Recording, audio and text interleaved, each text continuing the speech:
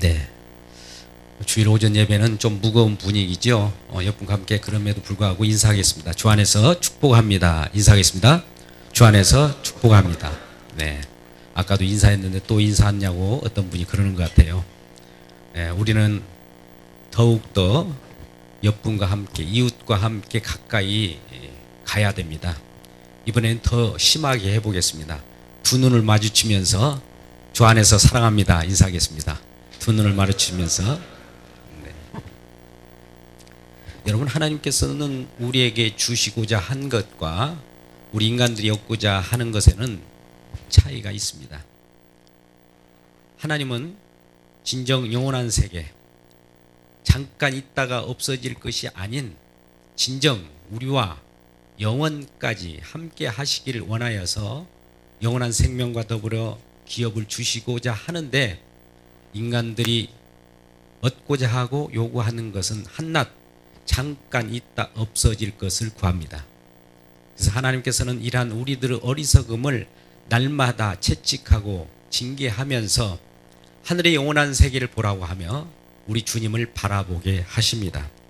오늘 예레미야 2장을 통해서 하나님께서는 예레미야 선지자가 정명 이스라엘 백성들이 살아가는 그 과정 속에 있는 그 상황을 아주 안타깝고 정말 측은한 마음 속에서 그들을 채찍하는 징계의 매를 드는 모습을 봅니다.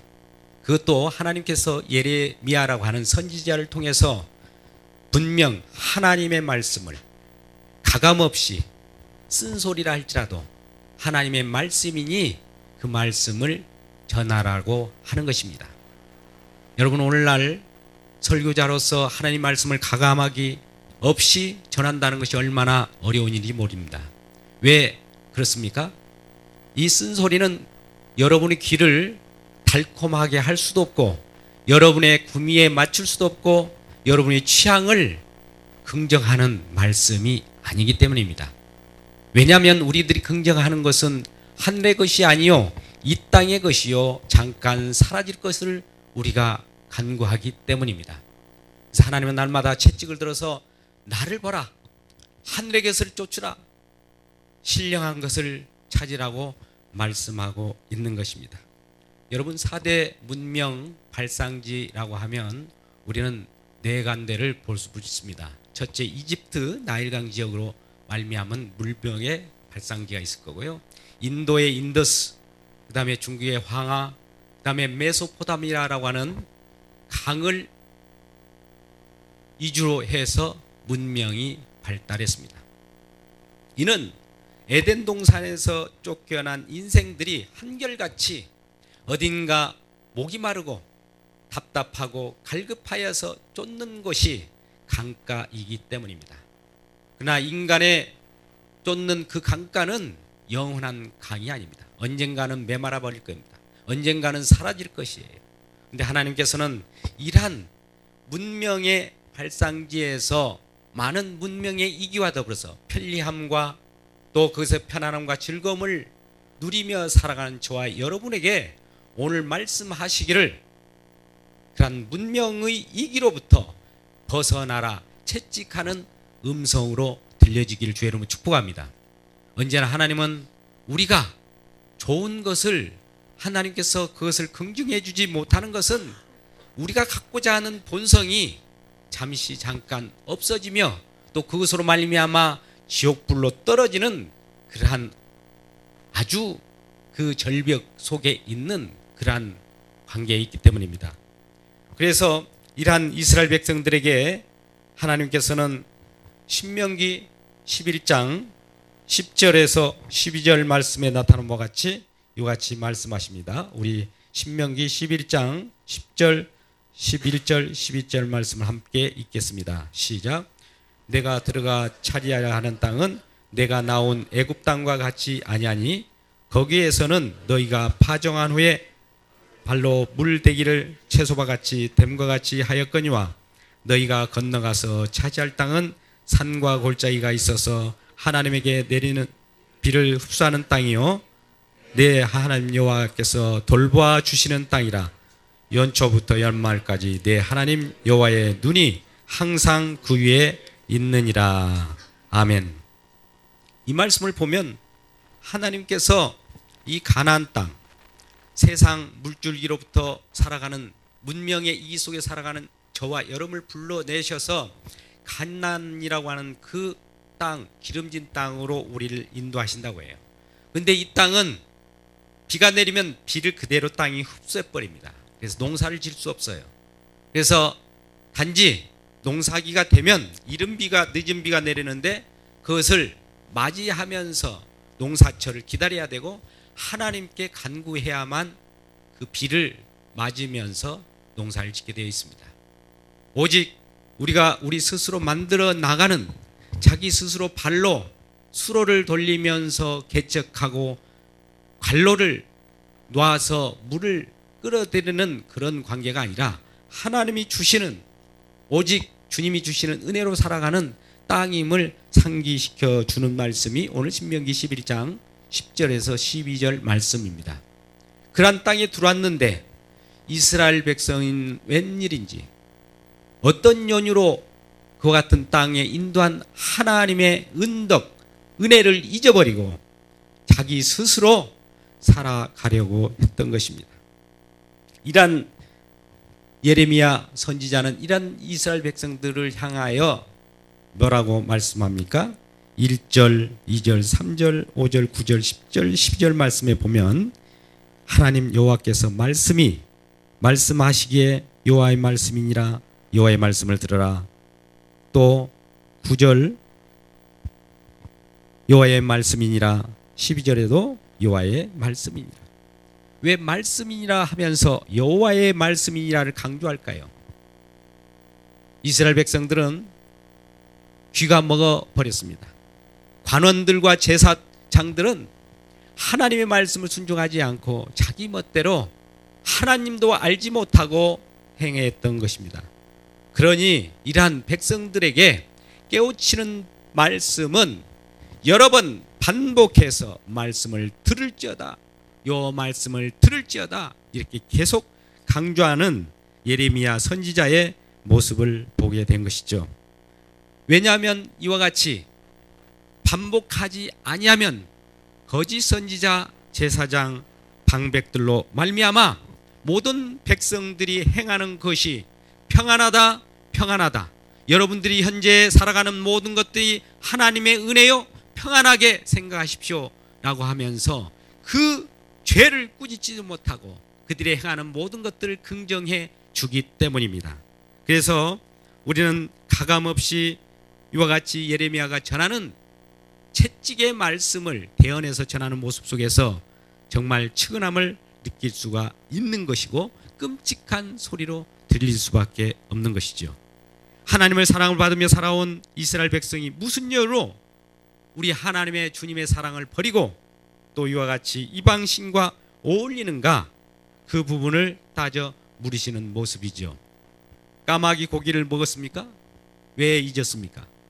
불기둥 구름기둥으로 애굽에서 광야를 거쳐서 가나안까지 인도해냈건만 그 사랑은 전혀 생각지 않고 여호와보다 곡식 나는 것에 풍성을 주는 바알신을 섬기고 또 세상과 짝했던 것입니다. 오늘날 여러분께 묻겠습니다. 안정된 직장을 갖고 일정한 소득을 얻는 많은 사람들이 주님의 보살핌보다도 나의 직장의 어떤 우수성과 직장 덕분에 또 일의 대가 때문에 내가 이와 같이 먹고 살지 않는가, 이런 생각을 하는 사람이 있어요. 주님의 보살핌은 생각지 않습니다. 나의 수고와 노력으로 얻은 대가라고 여기면서 하나님 여호와를 잊어버린 것이 얼마나 많습니까? 주님께 감사할 이유가 없어졌는가? 이 부분들을 이 시간 하나님께서 여호와를 통해 예레미야를 통해서 말씀하고 있는 것입니다. 그러면서 오늘 말씀의 마지막 절, 내 백성이 두 가지 악을 행하였나니 곧 그들이 생수에 근원된 나를 버린 것과 또한 스스로 웅덩이를 판 것이랍니다.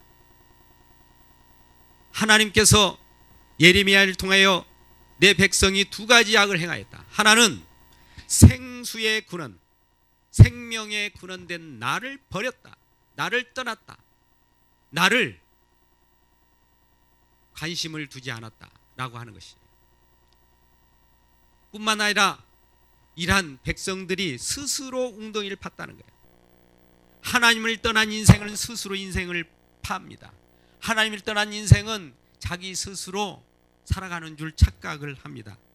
이러한 예레미야 선지자가 이와 같이 우리들에게 말씀하시는 이 훈계를 우리가 마음 편하게 들을 수 있겠습니까? 땅에서 나는 소산을 믿고 애굽과 아수르 힘있는 강대국을 찾아다니면서 머리를 굽신거리는 그러한 일들도 벌어졌던 것이죠. 가나안 땅에 소산을 먹고 살아가면서 그 땅에 풍부한 재물을 얻었거든요. 그러니 이제 여호와는 필요 없다는 거예요. 저와 여러분이 구원받은 백성으로부터 우리가 살아갈 때 이제 자유를 얻었고 구원을 얻었으니 이제 우리 마음대로 살아도 된다라고 생각하는 사람들이 얼마나 많습니까? 이스라엘 백성들이 애굽으로부터 광야를 거쳐서 가나안까지 구원의 손길로 보호하심으로 하나님께서 인도하셨건만 자기의 노력으로 자기 스스로 살아가는 줄 착각했던 것이죠. 이와 같은 것이 오늘날 저와 같은 인생 가운데 말씀하시는 하나님의 채찍인 것이죠. 오늘날 외교에 많은 VIP들이 오고 갑니다. 중국에도 가고 미국에도 가고 어떤 열강의 힘을 얻기 위해서 쫓아다닙니다. 그들에게 몸을 굽스리기도 합니다. 그때나 지금이나 뭐가 다릅니까? 그때도 이스라엘 백성들이 때에 따라서는 애굽의 신을 쫓아갔고 때에 따라서는 메소포타미아라고 하는 그쪽의 바벨론 아수리의 신을 쫓아갔던 거예요. 그들의 세력의 힘을 얻어서 살아가려고 했던 겁니다. 그러나 결국 그 종결이 무엇입니까? 오늘 이와 같은 채찍의 결론은 악을 행하였으니 이자 이방 나라의 객이 되어서 포로로 끌려갈 것이다. 이 말씀을 예레미야를 통하여 분명히 해두고 있는 거예요. 하나님 정말 이럴 수 있습니까? 하나님의 자녀면 끝까지 우리를 구원하신 그대로 행복하게 살게 해 주셔야 하나님답지 않습니까? 우리는 하나님께 항변할 수 있어요. 그러나 하나님은 하나님을 알게 하긴 방법은 내가 나를 알지 못하니 이방 나라의 포로로 끌려가서 그동안 가나안 땅에서 소출했던 그 땅은 잠시 안식을 누려야 되고 그 땅은 쉬어야 된다. 그 땅이 더럽혀졌다 라고 하면서 이방 나라로 개처럼 끌려가는 어처구니 없는 일이 벌어진다라고 하는 것을 예레미야를 통하여 분명히 말씀하고 있는 것이에요. 여러분 여기까지 말씀을 들을 때 여러분 마음은 어떻습니까? 아니 하나님을 우리를 위한 하나님이 아니십니까? 그런데 왜 이렇게 우리에게 고난을 주십니까? 라고 하나님께 원망하는 분들도 있을 거예요. 그렇습니다. 그래서 우리는 하나님과 다툰다고 말씀을 하셔요. 9절 말씀을 함께 읽겠습니다. 시작. 그러므로 내가 다시 싸우고 너희 자손들과 싸우리라. 여호와의 말씀이니라. 여러분 보십시오. 이 하나님의 말씀이 이와 같은 겁니다. 하나님은 나를 위해서 싸워주시는 하나님이셔요. 하나님을 믿고 하나님을 쫓는다면. 그러나 하나님을 멀리하고 하나님을 외면할 때는 하나님은 나에 대해서 싸우십니다. 나를 적으로, 나를 하나님이 대적으로 삼아서 나에 대해서 싸우셔요.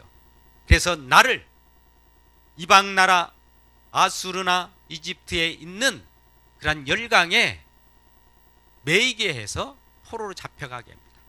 나뿐만 아니라 우리 가족 모두, 우리 주변의 모든 사람들 이웃 나라로 끌려가는 그런 일들이 벌어지게 되는 것이죠. 그런데 이와 같은 하나님을 쫓지 않고 하나님을 외면하는 그 모습이 다른 나라에서도 그 연유를 찾아볼 수 없다라고 말합니다. 11절 말씀, 어느 나라가 그들의 신들을 신 아닌 것과 바꾼 일이 있느냐? 그러나 나의 백성은 그 영광을 무익한 것과 바꾸었도다. 다른 이방신을 쫓는 자들도 자기 신, 고유의 신을 끝까지 쫓아가면서 지조를 지키는데 이스라엘 백성, 내 백성은 왜 내 영광을 헛된 것, 그릇된 것들과 바꾸느냐, 이렇게 우리들에게 말씀하고 있는 것입니다.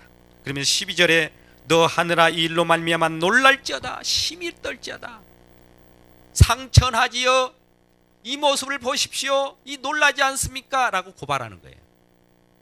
하늘과 땅을 증인으로 삼는 거예요. 하늘이여 들으세요. 내 백성들이 이와 같이 어처구니 없는 일을 벌이고 있습니다 라고 고발하는 모습이 11절 말씀입니다. 여러분, 이러한 이스라엘 백성들은 드디어 결과적으로 이방객이 되어서 70년의 포로 생활을 하게 됩니다. 그러한 예레미야 선지자의 예언의 말씀은 진정 저와 여러분에게도 들려집니다. 우리가 하나님을 모르고 거듭받은 백성으로 살아갈 때 지금 풍요와 편리함을 가지고 살아가는 이 세상 속에서 하나님을 경험하지 못하고 하나님을 느끼지 못하고 하나님께를 바라보지 못한다면 하나님께서 오늘도 저와 같이 이 상황 속에 놓여 있는 이들에게 말씀하시기를 하늘이여 이러한 우리 백성들 보십시오. 하나님 스스로가 하늘을 증인으로 삼아서 고발하게 될 것입니다. 그러면서 우리의 모습을 한마디로 18절에 이와 같은 모습으로 표현하기도 합니다. 내가 시올의 물을 마시려고 애굽으로 가는 길이 있으면 어찌 됨이냐. 내가 가나안 땅에 하나님께서 이름과 늦은 비를 줄 테인데 어찌하여 애굽이라고 하는 열강 속으로 물을 얻으려고 그쪽에 가고 있는 모습은 어찌 된 일이요. 이와 같은 거예요. 오늘날 우리가 이 세상을 살아갈 때도 많은 부분 중국과 미국이라고 하는 열강이 있습니다. 또 일본이라고 하는 옆에 있는 가시가 있습니다. 그러한 열강 속에 놓여 있을 때 우리는 하나님을 의지하고 하나님께 기도하기보다 중국을 찾아가고 미국에게 머리를 숙이며 일본에게 나아가서 손잡고 이러한 일을 벌이는 것이 일상사이죠. 이게 세상 사람들입니다. 그러나 이런 일을 할지라도 이러한 일이 전부가 아님을 알고 오직 하나님만이 우리를 보호하신다는 것을 기억하고 감사하는 저와 여러분 되시길 주의 이름으로 축복합니다. 감사와 찬송을 잊어버리는 백성은 그 희망이 없어요. 소망이 없어요. 진정 하나님께서 주시는 그 은혜를 잊어버리고 우리는 까맣게 잊어버리는 이 하나님을 다시 한번 새기게 하기 위하여 예언자 예레미야를 통해서 우리를 책망하는 그 모습을 보게 되지요. 그래서 그 악을 결론적으로 말하면 19절에 나와 있습니다. 19절 말씀을 같이 읽겠습니다. 시작. 내 악이 너를 징계하겠고 내 반역이 너를 책망할 것이라. 그런즉 내 하나님 여호와를 버림과 내 속에 나를 경외함이 없는 것이 악이요 고통인 줄 알라. 주 만군의 여호와의 말씀이라. 여호와 하나님을 버림과 또한 하나님을 경외함이 없는 것이 악이라고 결론을 내주고 있는 거예요. 우리는 이와 같은 하나님의 말씀을 우리 4절 통해서 잠깐 다시 한번 되새기도록 하겠습니다. 4절 말씀 보니까 말씀을 들으라고 하셨고요. 5절 말씀 속에는 헛된 것을 왜 쫓고 있느냐, 그 우상에서 벗어나오라고 말씀하십니다. 또한 6절 7절 말씀 속에는 내 땅을 더럽히고 내 기업을 역겨운 거로 만들었으니 그에 대한 응당한 대가를 받으라고 합니다. 9절 말씀, 이러한 우리들에게 하나님은 우리에 대하여 싸우신다고 하셨어요. 또 10절 11절에 이런 일이 상처나지에 어디에 이런 일이 일어나겠느냐라고 우리를 또 hir난하는 그런 모습을 보죠. 여기에 나오는 깃딤선을 건너가 보고 게달에도 사람을 보내서 이런 일이 있는지 한번 보라는 거예요. 깃딤선은 지중해 연안에 있는 많은 섬들입니다. 또 게달이라고 하는 것은 아라비아 사막 지역을 한번 둘러보라는 거예요. 좌우를 둘러보라는 거예요. 이 좌우를 둘러봐도 진정 하나님의 백성인 너희들이 나를 하나님으로 여기지 않고 어떻게 나를 배반할 수 있느냐는 것입니다. 여러분, 이러한 하나님의 채찍의 말씀에 대해서 우리는 어떻게 그 앞에 나아가야 할까요? 그럼에도 불구하고 하나님은 이와 같은 책망의 말씀을 듣기를 원하는 것은 이 책망으로 끝나고자 하는 것이 아니에요. 우리를 사랑하시고 더 많이 우리를 가까이 하시기 위한 하나님의 긍휼의 역사예요. 긍휼을 따라 우리에게 주시는 하나님의 은혜임을 알고 감사하기를 주의 이름으로 축복합니다. 그래서 우리 주님은 이러한 책망을 바라볼 때 우리는 이 땅을 바라보지 않고 또 오늘 또 유유히 우리 가운데 거하시고 임재하시는 우리 주님께서 이 땅에 보내신 그 뜻을 알고 예수 그리스도의 십자가를 바라보면서 감사하시기를 주의 이름으로 축복합니다. 그러함으로써 우리 주님께서는 오늘도 이 땅에 오셔서 우리에게 생명의 강수를 부어주시겠다고 합니다. 우리 요한복음 7장 37절을 말씀을 보겠습니다. 요한복음 7장 37절 말씀을 한번 찾아보시죠.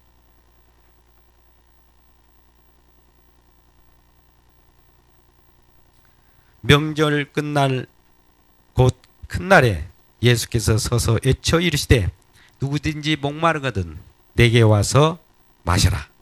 나를 믿는 자는 성경의 이름과 같이 그 배에서 생수의 강이 넘쳐나리라. 네, 우리 주님께서는 목말라 하는 우리들에게 스스로 웅덩이를 파지 말라는 거예요. 그것은 곧 채워진 것 같으나 터진 웅덩이라고 말씀하시면서 영원히 터지지 않고 마르지 않는 그 샘, 그 생수를 마시기 위하여 내게로 오라고 말씀합니다. 우리는 시편 36편 8절 9절 말씀을 한번 다시 찾아보겠습니다. 시편 36편 8절 9절 말씀. 그들이 주의 집에 있는 살진 것으로 풍족할 것이라. 주께서 주의 복락의 강물을 마시게 하시리라. 진실로 생명의 원천이 주께 있사오니 주의 비단에서 우리가 빛을 보리이다. 여러분, 복락의 강물을 마시게 하시리라 하시면서 이러한 복락의 강물의 생명의 원천은 주께 있사오니 이렇게 말씀합니다. 여러분, 우린 잠시 잠깐 이 세상의 낙을 누리고 살아갑니다. 그러나 그 낙을 누리는 그 자체 때문에 우리가 자칫 잘못 주님을 잊어버릴 때가 많습니다. 우리가 즐기고 있는 여러 가지 레저 때문에 주님을 잊어버릴 때가 있어요. 또 우리 자녀 때문에 주님을 잊어버릴 때가 있어요. 자녀가 더 좋거든요. 내 취미가 더 좋거든요. 내가 생활하는 직장이 더 좋거든요. 그렇다면 그 직장을 주신 주님을 바라보라는 거예요. 우리가 직장을 멀리 하라는 것은 아닙니다. 오늘날과 같이 자본시대에는 맘모니즘이라고 해서 가장 큰 것이 좋고 또 성공한 것이 좋아요. 그러나 성공하십시오. 또 큰 것을 가지십시오. 그러나 그걸 주신 우리 주님을 잊지 말라는 거예요. 우리는 날마다 가난하고 없어야 되고 또 빈궁해야 된다는 것을 뜻하지 않습니다. 풍부를 누리세요. 그러나 그 풍부를 가져다 주신 원천은 바알신 우상이 아니요 우리를 창조하시고 공헌하신 우리 주님이심을 기억하라는 것입니다. 이러한 우리 주님이 오늘 또 우리가 세상 속에서 가란 심정으로 생수를 찾을 때 터든 웅덩이를 찾는 우리들에게 다가와서 말씀하십니다. 생명의 근원은 나이다. 그러니 나에게 와서 생수의 근원을 찾아서 물을 마시라고 하는 것이죠. 그러면서 우리를 초청합니다. 두 팔 벌려 사랑하는 자녀야 부르시면서 우리를 초청하는 이 찬양을 들으시겠습니다.